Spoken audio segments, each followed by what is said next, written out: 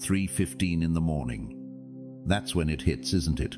Right in the calf, a cramp so sharp it pulls you straight up out of a dead sleep and sends you grabbing for the headboard, trying to point your toes back the other way and just breathe through it. If that sounds a little too familiar, stay with me for the next few minutes, because I'm about to tell you something that might genuinely stop you in your tracks.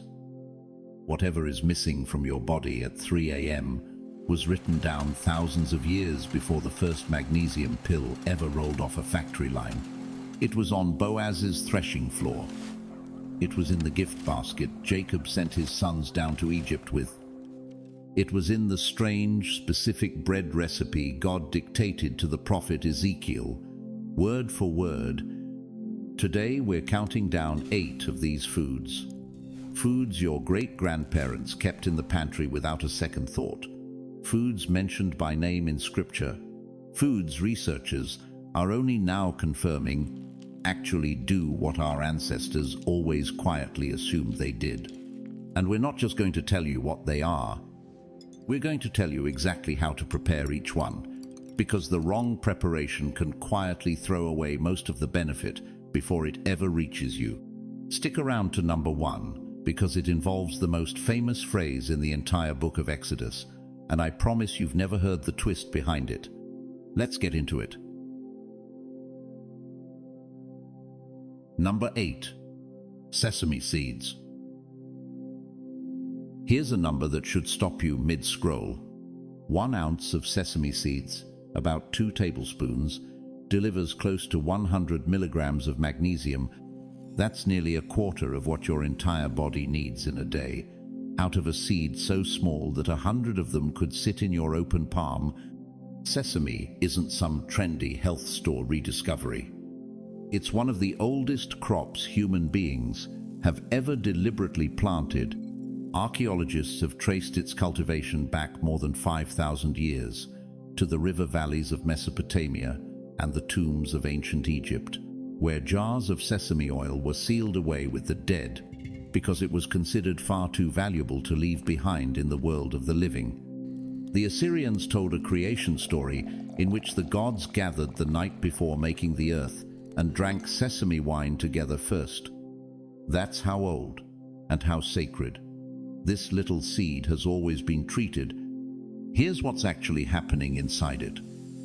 Sesame doesn't deliver magnesium alone.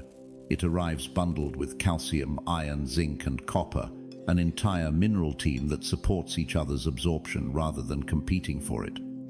That matters enormously after 60, when your body's ability to pull individual minerals out of food is already declining. A seed that shows up, pre-packaged with its own supporting cast, has an advantage. No isolated pill can fully copy. Quick, honest question. When's the last time you ate a sesame seed on purpose, instead of just picking one off a burger bun without thinking about it? Most of us meet this ancient medicine completely by accident. There's one preparation detail almost nobody follows. Whole sesame seeds have a hard outer hull, and if you eat them whole and unbroken, a good portion travels straight through your digestive system without ever releasing its minerals at all. Crush them a mortar, and pestle takes 30 seconds. Better yet, reach for tahini, sesame ground into a smooth paste, and stir a spoonful into salad dressing. Drizzle it over roasted vegetables, or spread it on toast the way you'd use peanut butter. A light toast in a dry pan deepens the flavor beautifully, without costing you any of the mineral content. Next time you see a bagel covered in these, you're looking at one of the oldest medicines on earth, dressed up as a garnish. And in case you're wondering whether this one is expensive or hard to find, it isn't. A bag of raw sesame seeds costs next to nothing at any grocery store, sits happily in your pantry for months, and needs zero preparation beyond a quick crush before it goes into whatever you're already cooking tonight. Number 7. Walnuts. Open the Song of Solomon, chapter 6, and you'll find this line: I went down into the garden of nuts to see the fruits of the valley. Bible scholars are fairly settled on what that Hebrew word for nuts specifically points to: not almonds, not pistachios, walnuts. 3,000 years ago, someone thought a walnut grove was romantic enough to write directly into Scripture's most tender love poem. They weren't wrong to prize it. An ounce of walnuts, about 14 halves, delivers roughly 45 milligrams of magnesium solid, though not the highest number on this list. Here's the figure that matters more, though. Walnuts contain more omega-3 fatty acids than any other tree nut on Earth, and that omega-3 acts as a direct partner to magnesium in calming the chronic, low-grade inflammation that quietly drives joint pain, brain fog, and heart disease as the years add up. Here's a fun bit of folk history for you. For centuries, people looked at a shelled walnut, those two wrinkled lobes divided right down the middle, and decided it must be good for the brain, purely because it resembles one. That's an old idea called the doctrine of signatures. And honestly, it's usually nonsense with no basis in real biochemistry. Except in this one case, the folk wisdom accidentally stumbled onto something true. Walnuts really do support cognitive function, just not because of their shape. Because of what's actually packed inside that shape. For thousands of years, walnuts traveled the Silk Road, long before they ever reached a European table, so prized by Persian royalty that the tree earned the name Persian walnut, a label that still shows up on grocery store bins today. Here's the storage note worth knowing. Walnuts turn bitter and slightly rancid faster than almost any other nut because their fat is so unsaturated. Buy them in small batches. Keep them in the refrigerator or freezer, not sitting in a bowl on the counter. If you can find them still in the shell, crack them yourself. A walnut loses its best flavor within just a few weeks of being shelled. A small handful, about 7 whole walnuts, tossed into oatmeal, stirred into a salad, or simply eaten plain, is one of the easiest habits on this entire list to build. Number 6. Barley. Open the book of Ruth, and you land directly in the middle of a barley harvest. Ruth, a widow with nothing to her name but loyalty to her mother-in-law, goes out to gather leftover grain in a stranger's field. That stranger is Boaz. That barley field is where one of the most tender love stories in all of Scripture quietly begins. And centuries later, in the Gospel of John, it's a boy's 5 barley loaves, not wheat barley, the humble grain that Jesus multiplies to feed 5,000 people on a hillside. Barley shows up in Scripture again and again because it was everywhere in the ancient world. Cheap, hardy, and reliable, even when wheat crops failed in a bad year. It turns out that reliability runs deeper than anyone realized at the time. A cup of cooked whole grain barley delivers around 80 milligrams of magnesium, putting it ahead of most vegetables on any list you'll find. But the real headline here is what barley does to your blood sugar. Barley is one of the richest sources of a soluble fiber called beta-glucan, the same compound found in oats, but in even higher concentration. Beta-glucan forms a thick gel in your digestive tract that slows down how quickly sugar reaches your bloodstream after a meal. Pair that with a genuinely high magnesium content. Magnesium is required for your cells to properly respond to insulin in the first place. And you get a grain working against blood sugar instability from 2 directions at once. After 60, when insulin resistance becomes far more common, that's not a small thing. Quick question for you. When's the last time you cooked barley on purpose, instead of just fishing a spoonful out of vegetable soup by accident? Most of us only ever meet this grain unintentionally. That's worth changing. Here's how to actually cook it.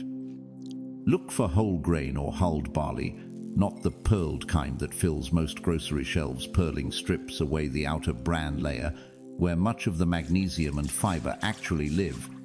Rinse it. Then simmer 1 part barley to 3 parts water or broth for about 45 minutes. until tender with a pleasant chew. Toss it into soups. Use it in place of rice under roasted vegetables, or let it cool and fold it cold into a salad with lemon, olive oil, and fresh herbs. There's a nice detail worth sitting with here too. Barley was also used in the ancient world as a humble grain offering accessible to anyone, rich or poor, because it grew almost anywhere. It was never the fancy option, it was the dependable one. Sometimes dependable is exactly what a body needs. Boaz once told his workers to deliberately leave extra grain behind, so Ruth would have more than enough. Maybe it's worth leaving a little more room on your own plate for this grain too. Number 5. Lentils. Genesis chapter 25. Esau comes in from the field, starving, and finds his brother Jacob cooking a pot of red lentil stew. Esau is so hungry, he blurts out the famous line, "Let me eat, I am about to die," and trades away his entire birthright, his inheritance as the firstborn son, for one single bowl of soup. It's about as bad a trade as recorded history has to offer. But it does tell you something important. Lentil stew, in the ancient world, was worth fighting for. Here's why. A cup of cooked lentils delivers over 70 milligrams of magnesium, arriving alongside roughly 18 grams of plant protein, more protein per calorie than almost any other legume on Earth. That combination matters enormously as we age, because magnesium is a required cofactor in the actual process your body uses to assemble amino acids into new muscle tissue. Eat all the protein you want. Without enough magnesium on hand, your body can't use it as efficiently. This connects directly to something called sarcopenia, the gradual, often unnoticed loss of muscle mass that speeds up after 60 and quietly threatens independence in your 70s and 80s. It isn't about looking strong for its own sake. It's about standing up from a chair without pushing off with your hands, carrying your own groceries up the stairs, catching yourself if you trip on a curb. Lentils are one of the most efficient foods on this entire list for fighting that decline, because they hand your body both the raw material and the mineral required to actually use it. There's a reason lentils resurface later in scripture too. When David fled Jerusalem during Absalom's rebellion, exhausted, hunted, running for his life, the provisions his allies rushed to him specifically included lentils, alongside beans and parched grain. When people in the ancient world needed to restore someone who had been genuinely depleted, lentils were part of how they did it. They're also refreshingly almost impossible to ruin. Unlike most dried beans, lentils need no overnight soak. Rinse them, cover with about 3 times their volume of water, bring to a boil, then simmer uncovered for 20 to 25 minutes until tender. Season only after they're cooked. Salt added too early can toughen the skins. Stir in olive oil, cumin, and a squeeze of lemon at the end, and you've got something genuinely good to eat, not just good for you. Esau traded his birthright for a bowl of this. You don't have to give up a thing just 25 minutes on the stove. Number 4. Dark chocolate. Before chocolate was a treat, it was money. The Aztec Empire used cacao beans as literal currency. A rabbit cost around 10 beans. A slave sold for roughly 100. Cacao was reserved for warriors, nobility, and priests, consumed as a bitter, spiced drink during sacred ceremony. When Carl Linnaeus, the father of modern scientific naming, later classified the cacao tree, he named it Theobroma cacao. Theobroma is Greek. It translates to food of the gods. That name has survived nearly 3 centuries, and honestly, it isn't much of an exaggeration. Let's talk numbers, because this one genuinely surprises people every time. An ounce of dark chocolate 70% cacao or higher, about the size of a small handful of chips, delivers roughly 65 milligrams of magnesium. That's more than you'll find in most items in the produce aisle. And magnesium is a required cofactor in over 300 separate enzymatic reactions inside your body. How your cells generate energy, how your muscles release after they contract, how your brain manages the chemistry involved in sleep and mood. Very few single foods touch that many systems at once, and dark chocolate manages it while tasting like dessert. But magnesium isn't the only reason cacao earned its reputation. Cacao is exceptionally rich in compounds called flavonols, which multiple clinical studies have linked to modest, measurable improvements in blood vessel flexibility and blood pressure. The effect isn't dramatic, and it's not a substitute for anything a doctor has prescribed you, but it's real. It's been studied seriously, and it means the pleasure of a square of dark chocolate isn't nutritionally empty, the way it's often assumed to be. Here's the catch, and it genuinely matters. This only holds up with truly dark chocolate. Milk chocolate contains a fraction of the cacao and considerably more sugar, which cancels out most of the benefit before it starts. Look for 70% cacao or higher on the label. 1 or 2 small squares a day, not the whole bar in one sitting, is the actual target. Let it melt slowly on your tongue instead of chewing it fast. You'll taste more, and you'll naturally eat less. There's something almost funny about how this one turned out. For decades, chocolate sat on the foods to feel guilty about list right next to everything else sweet. Meanwhile, the Aztecs were rationing it specifically to their strongest warriors, treating it as fuel for people who needed to perform, not as an indulgence for people who needed to be restrained. It took modern science a few centuries to catch up to what a warrior class in central Mexico already understood.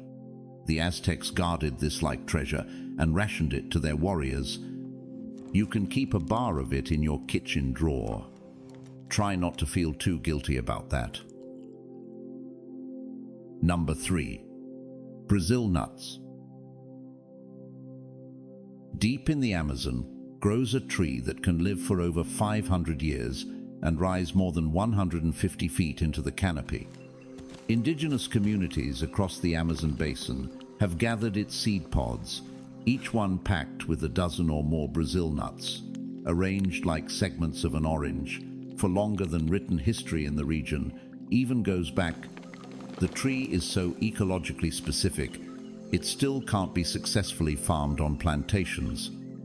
Every single Brazil nut you've ever eaten was gathered wild, by hand, off the forest floor. The magnesium figure here is one of the highest on this entire list. A single ounce of Brazil nuts, about 6 to 8 whole nuts, delivers approximately 105 milligrams, but magnesium isn't even the headline mineral. Brazil nuts are, by a wide margin, the richest source of selenium on the entire planet. A single nut can contain well over half of your daily requirement. Selenium and magnesium work together as part of your body's antioxidant defense system, and selenium specifically is essential for healthy thyroid hormone production, which becomes more clinically relevant with every decade past 60. Now here's the part almost nobody mentions, and it matters. Because Brazil nuts are so concentrated in selenium, eating too many, too often, can actually push you towards selenium toxicity. Symptoms include hair loss, nausea, and nerve irritation. This is not a food where a bigger handful means a bigger benefit. 2 to 3 Brazil nuts a day is the generally recommended range, and that's genuinely enough to make a real difference. Save the rest of the bag for later in the week. Honest question. Had you ever actually looked into how many Brazil nuts you're supposed to eat? Or were you just grabbing a handful like any other nut in the bowl? Most people have no idea this one plays by different rules. Now you do. Store them in the refrigerator. Their high fat content turns rancid faster than most nuts at room temperature, and eat them raw rather than roasted, since high heat roasting can degrade some of that selenium 2 or 3, a few times a week. That's the entire plan. Simple, ancient, and for once on this list, best enjoyed in restraint rather than abundance. Number 2. Figs. Count the appearances, and it's genuinely remarkable. Adam and Eve reach for fig leaves in the Garden of Eden. Moses lists figs among the defining crops of the Promised Land in Deuteronomy, right alongside wheat, barley, and pomegranates. King Solomon writes about every man sitting under his own vine and his own fig tree as the picture of peace and prosperity, a phrase repeated so often elsewhere in Scripture that it became shorthand for a nation finally at rest. Jesus tells an entire parable about a barren fig tree given one more season to prove itself. He spots Nathanael sitting under one before they've even formally met. And in Mark's Gospel, it's a fig tree. Jesus famously curses for failing to produce fruit out of season. Across both testaments, this one ordinary tree keeps showing up at exactly the moments that matter most. That's not a coincidence. Figs were genuinely central to survival in the ancient Near East. And here's why. A half cup of dried figs, about 4 or 5 whole figs, delivers roughly 50 milligrams of magnesium, and a full cup delivers over 100. But figs bring something else to the table, worth real attention. After 60, calcium and potassium in the same food, at the same time. That's a rare mineral combination, and together with magnesium it forms one of the most direct nutritional supports for bone density in the entire plant world. Bone loss after 60 gets treated as purely a calcium problem. It isn't. Bone needs magnesium to actually escort that calcium into bone tissue correctly. Without enough of it, calcium can end up deposited in soft tissue and arteries instead of where you actually want it sitting. Figs are also remarkably high in fiber for a fruit, which feeds the gut bacteria that help your body pull minerals out of everything else you eat that day too. Fresh figs, when you can find them in late summer, need almost nothing done to them at all. Split one open, and that's the entire preparation. Dried figs are available year-round. Look for ones still slightly soft to the touch, not hard as pebbles, and if they've dried out too much, simmer them gently in a little water for 5 minutes to plump them back up before eating. Here's a question worth asking yourself honestly. When did you last eat a fig that wasn't hiding inside a fig Newton? For most of us, the answer is somewhere around never. That's a shame, considering how hard Scripture worked to keep pointing us back toward this tree. A tree that shows up this many times in the same book is worth paying attention to. This is the part where you finally do. Number 1. Dates. Remember the phrase, a land flowing with milk and honey? It might be the single most famous description in the entire book of Exodus. Here's what most people have never once been told. A real number of biblical scholars believe the honey in that phrase doesn't refer to bee honey at all. It refers to Ceylon thick, dark date syrup, made by slowly boiling down dates until they reduce into something close to caramel. Bees were scarce and genuinely difficult to manage in the ancient Near East. Date palms were everywhere, in every oasis, along every riverbank. When ancient Israelites reached for the richest, sweetest description of abundance they could offer, there's a real chance they were picturing dates, not honeybees at all. Date palms weren't only food, either they were landmark and symbol. Jericho, one of the oldest continuously inhabited cities on earth, is called the City of Palm Trees, directly in the book of Deuteronomy. And when Jesus rides into Jerusalem in the story now celebrated every spring in churches everywhere as Palm Sunday, it is date palm branches the crowd lays down in front of him. This fruit isn't a footnote in Scripture. It's woven straight through some of its most recognizable moments. Here's the number. A cup of chopped dates delivers around 60 milligrams of magnesium. On its own, That's good, not extraordinary. What makes dates remarkable is what travels alongside it. Dates are exceptionally rich in potassium, and magnesium and potassium happen to be the two dominant minerals inside your own cells, working as a team to regulate heart rhythm and muscle contraction together. Remember that 3 a.m. cramp we opened with tonight? This, quite literally, is the pairing behind it. Magnesium and potassium together are what allow a muscle fiber to properly release after it contracts. When either one runs low, which becomes far more common after 60, especially for anyone taking a diuretic medication that release signal misfires, and a calf muscle can seize up hard enough to wake you out of a dead sleep. Dates are naturally very sweet, so portion matters here. 2 or 3 a day is the sweet spot, not a whole box in one sitting. Eat them plain as a natural dessert, chop them into oatmeal, or blend a couple into a smoothie in place of added sugar. Pit them yourself if you buy them whole. It takes about 3 seconds each and saves you a genuinely unpleasant surprise mid-bite. The Promised Land may have been named for this fruit's sweetness. Your own sleep tonight might quietly depend on it too. So there they are, 8 foods, 8 stories, and 1 mineral running underneath every single one of them. Here's what I want to leave you with. Magnesium touches over 300 different processes inside your body. Your heartbeat, your sleep, your blood sugar, your muscles, your mood, your bones. And every food on this list delivers it the way it was actually designed to arrive. Wrapped in fiber, sitting alongside partner minerals, inside real food, your body already knows exactly what to do with. That's simply not something an isolated pill can fully copy. No matter how well the bottle is marketed, none of this is new information, if we're honest. It's actually quite old.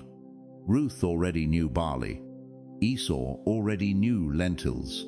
Even if he made a terrible trade for them, the Aztecs already knew cacao before Europe had ever heard the word. Every civilization we touched on today figured out, through simple observation across generations, which plants restored people who'd been depleted. We just got busy, got convenienced, and quietly let ourselves forget. And maybe that's the real point of a list like this one. It isn't about finding something exotic or expensive. Every single food we talked about today is sitting on an ordinary grocery store shelf right now, waiting for you, priced at a few dollars, exactly the way it's been waiting for people for thousands of years. Nobody needs a prescription to pick up a bag of lentils. So tell me honestly, which one of these 8 surprised you the most? Was it the date syrup hiding inside the land of milk and honey? Was it discovering you're only supposed to eat 2 or 3 Brazil nuts, not a whole handful? Drop it in the comments below. I read every one, and that feedback genuinely shapes what we cover next. If this was useful to you today, do 2 small things for us. Hit the like button. It genuinely helps this reach someone else who needs it. A parent, a grandparent, a friend who's been dealing with cramps or restless nights and has no idea why. And subscribe, because we're doing this every single week, working through the plants and the plain, practical wisdom that got quietly buried under about 100 years of convenience food. Thank you truly for spending this time with us today. It means more than you probably know.